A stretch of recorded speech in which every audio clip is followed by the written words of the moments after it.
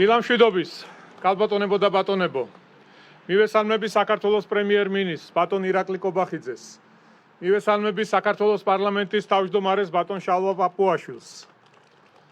მივესალმები საპატრიარქოს წარმომადგენლებს. მეუფეო მოგესალმებით. მივესალმები მთავრობის წევრებს, პარლამენტის წევრებს, დამსწრე საზოგადოებას. დიდი სიყვარულით მივესალმები ჩემს თბილისელებს. მივესალმები სრულიად საქართველოს, ყველა რეგიონს, ყველა კუთხეს, ყველა რაიონს, ყველა ქალაქს. დღეს მართლაც გამორჩეული დღეა. ჩვენს ქალაქში ვხსნით დიდი ქართველი მეფის, ერეკლე მეორის ძეგლს. და ამით კიდევ ერთხელ ვადასტურებთ, რომ თბილისი იყო და არის ქართველთა ისტორიული მეხსიერების, ჩვენი ეროვნული იდენტობის კერა. მე ვიდრე დეტალებზე გადავალ, მინდა ვთხოვო საქართველოს პრემიერ-მინისტრს ბატონ ირაკლი კობახიძეს, რომლის ინიციატივაც იყო აღნიშნული პროექტის განხორციელება და ამისთვის მინდა მას ძალიან დიდი მადლობა გადაუხადო. მოგესალმები დედაქალაქის მერს, მოგესალმები საქართველოს პარლამენტის თავმჯდომარეს, საქართველოს კულტურის მინისტრებს, პარლამენტარებს, მოგესალმებით მეუფე, მოგესალმებით ქალბატონებო და ბატონებო, ძალიან მნიშვნელოვანი დღეა, ვფიქრობ, დღევანდელი დღე ჩვენი ქვეყნისთვის. ამ დღეს აქვს ღრმა ეროვნული და სიმბოლური დატვირთვა, ჩვენ დღეს ვხსნით ჩვენი გამორჩეული მეფის ერეკლე მეორის ძეგლს. რა თქმა უნდა, საუბარი ზედმეტია იმაზე, თუ რამხელა წვლილი აქვს შეტანილი ერეკლე მეორის ჩვენი ეროვნული ინტერესების დაცვაში.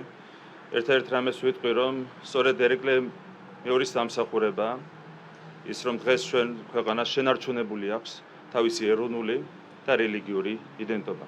სწორედ ერეკლე მეორის სიბრძნემ მოგცა ჩვენ ამის შეასრულება და ამისათვის, რა თქმა უნდა, ჩვენ განსაკუთრებული პატივი უნდა მივაგოთ ჩვენს გამორჩეულ მეფეს და დღევანდელი დღე სწორედ ამის გამოხატულება.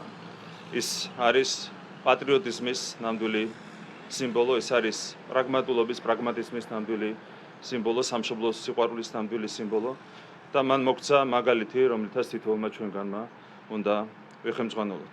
აქედან გამომდინარე, ჩვენი ვალი და პასუხისმგებლობა იყო, რა თქმა უნდა, სათანადო პატივის მიგება ჩვენს დედაქალაქში, ერეკლე მეორისთვის, ჩვენი გამორჩეულად საყვარელი მეფისთვის და კიდევ ერთხელ ვიტყვი, რომ დღევანდელი დღე ამ ძეგლის გახსნა არის, რა თქმა უნდა, ამ პატივისცემის განსაკუთრებული გამოხატულება.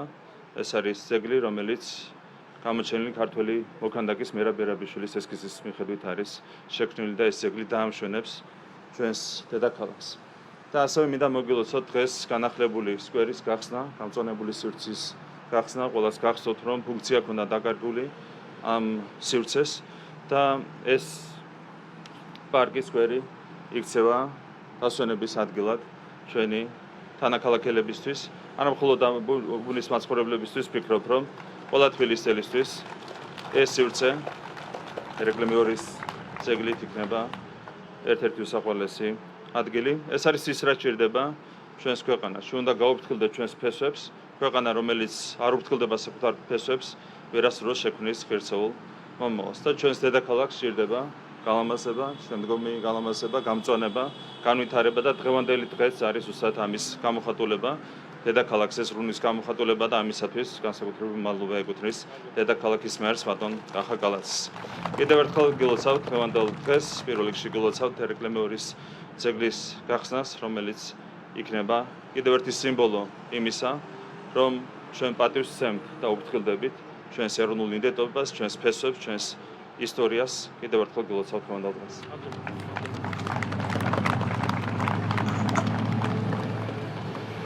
მადლობა, ბატონო პრემიერო.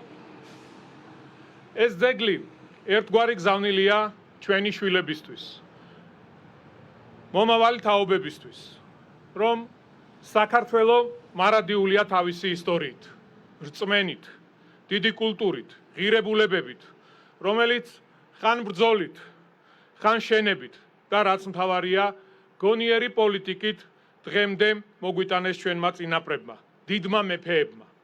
მე ახლა მინდა ვთხოვო საქართველოს პარლამენტის თავმჯდომარეს ბატონ შალვა პაპუაშვილს.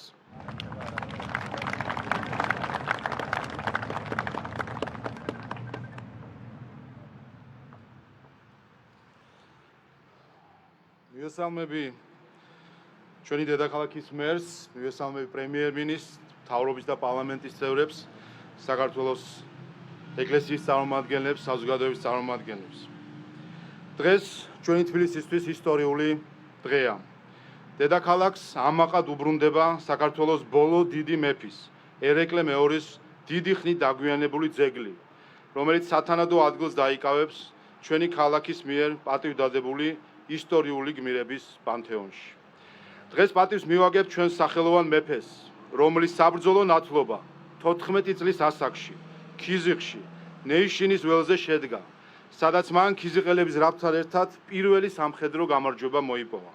სწორედ იქ შეარქვა ხალხმა ჯერ კიდევ უწვერულვაშო, მაგრამ მტრისთვის თავზარის დამცემ უფლისწულს პატარა კახი.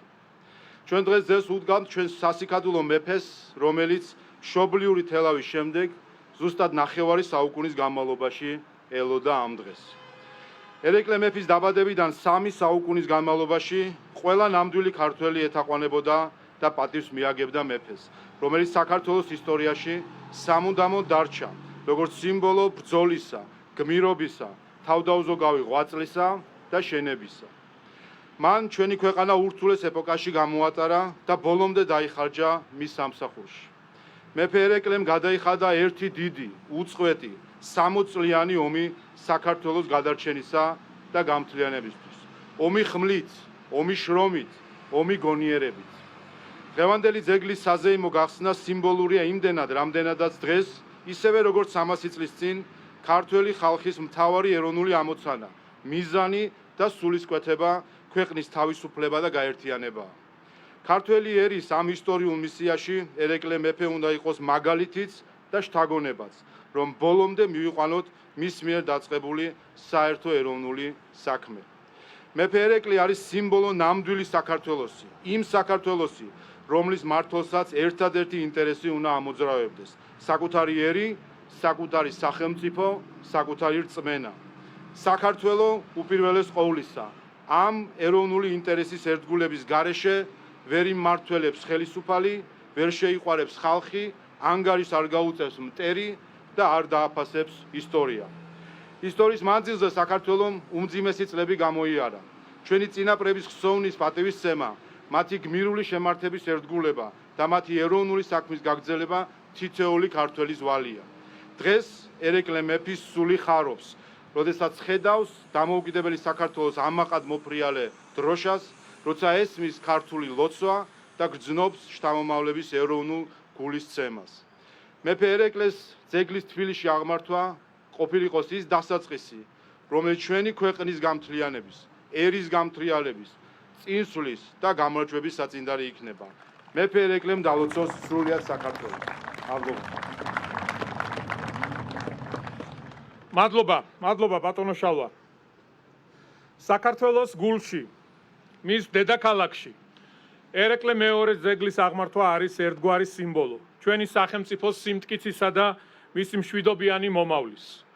ასევე სიმბოლურია ის ფაქტი, რომ მონუმენტი შეიქმნა მერაბ მერაბიშვილის ესკიზის მიხედვით, რომლის სხვა ცნობილ ნამუშევრებს შორის არის ყველასათვის საყვარელი ქანდაკება ერეკლე მეორის ცხენოსანი ძეგლი თელავში. მინდა მადლობა გადაუხადო მოქანდაკეებს, თითოეულ მათგანს, ვინც ჩართული იყო აღნიშნული პროექტის განხორციელებაში. მადლობა არქიტექტორს. მადლობას ვუხდი კულტურის სამინისტროს, სწორედ თბილისის მერიისა და კულტურის სამინისტროს ერთობლივი ძალისხმევით განხორციელდა აღნიშნული პროექტი. და ახლა მინდა სიტყვა ვთხოვო ქალბატონ თიკარუხაძეს, კულტურის მინისტრს და მადლობა უთხრა კიდევ ერთხელ მხარდაჭერისთვის, რადგან ერთიანი ძალისხმევით განხორციელდა ეს ძალიან ლამაზი და მნიშვნელოვანი პროექტი.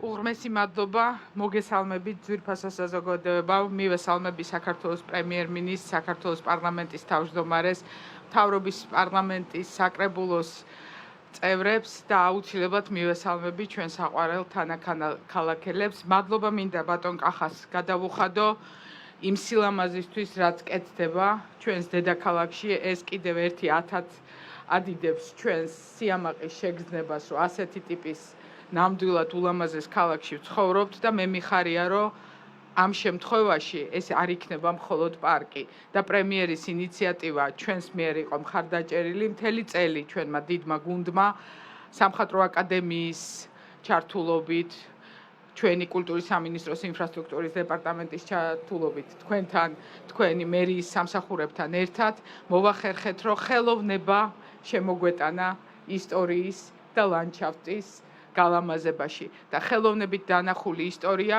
კიდევ სხვანაირად ათბობს გულს, იმიტომ რომ ეს არ იქნება ერთჯერადი აქტი, რამდენჯერაც აქ ჩავივლით და რამდენჯერაც აქ გავივლით, გაგვახსენდება ჩვენი ისტორია, ჩვენი საამაყო ისტორია და ეს იქნება გამოხატული ხელოვნებით. მე მინდა გითხრათ, რომ შეხვედრის ადგილი ამიერიდან გაჩნდა ამ ქალაქში კიდევ ერთი ახალი ადგილი ერეკლე მეორეს ძეგლთან თბილისში ვხვდებით. მადლობა ამ სიყვარულისთვის, მადლობა ჩვენ ყოველთვის ვეცდებით ბატონო კახარო თქვენი პროექტები გავალამაზოთ თუ მიგვიღებთ ხელოვანებს და პირველ რიგში ძალიან დიდი მადლობა იმ ხელოვანებს, ვინც ამაზე იმუშავეს. ჩვენი იმედი გქონდეთ. მადლობთ. მადლობა ქალბატონო თიკამ და ბოლოს კიდევ ერთხელ მინდა განსაკუთრებული მადლობა გადაუხადო საქართველოს პრემიერ-მინისტრს, რადგან მართლაც როგორც საუბრის დასაწყისში აღნიშნე, ეს იყო მისი ინიციატივა. და დღეს პირადად მე როგორც რიგითი ქართველი, რიგითი თბილისის მოქალაქე ძალიან მიხარია, რომ ჩვენს ულამაზეს დედაქალაქში გაიხსნა ერეკლე მეორის ძეგლი. ახლა მინდა ვთხოვო ბატონ პრემიერს ამობრძანდეს და ერთად გავხსნათ და ვაჩვენოს საზოგადოებას ულამაზესი შესრულებული ნამუშევარი.